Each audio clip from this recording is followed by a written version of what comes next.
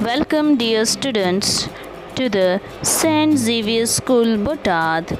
Today, we will start our chapter of EVS of Standard 5, that is, chapter number 4, Dignity of Labor. So, let's start.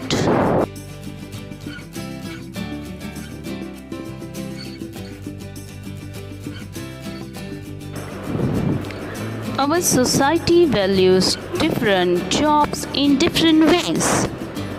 This kind of ranking influences our choice about profession. Most of the people do not prefer to take up a particular profession as it is considered dirty or is not well paid. But in fact, there is no such thing as dirty or lowly work. You must have seen in a school or an office, work is divided amongst many people. Each employee performs a specific job. See, in the last video, what we taught that we see why should we dignity the labor, or what is meant by dignity? To provide, okay, or division of labor. And in fact, also we learned that in some countries like UK and USA, everyone in the society is treated equally, okay. But in our society, different jobs का different value होता है, okay. So this kind of ranking influences our choice about profession. So हमें जो भी people है उनको अपना जो भी job selection करना है तो उस पर वो depend करता है. Most of the people do not prefer take a particular profession. So like this country जहाँ पे labor का जो है वो बहुत ही lowly work माना जाता है, lowest work. So वहाँ पे जो ये profession लेना होता है तो people don't like, लोगों को अच्छा नहीं लगता, okay, because they consider that it is dirty work or not well paid, come salary मिलता है, okay.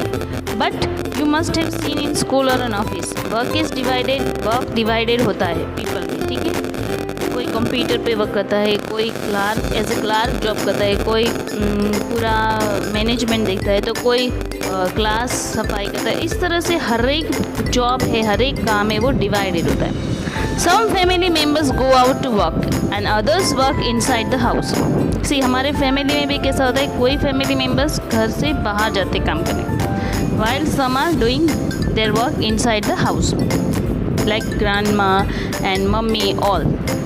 Every work has an importance in society. ऐसा नहीं कि सिर्फ फादर बाहर जाते वर्क के लिए तो फादर ही बहुत वर्क करे, मम्मी का वर्क भी घर पे वो इम्पोर्टेंट है ना, ओके.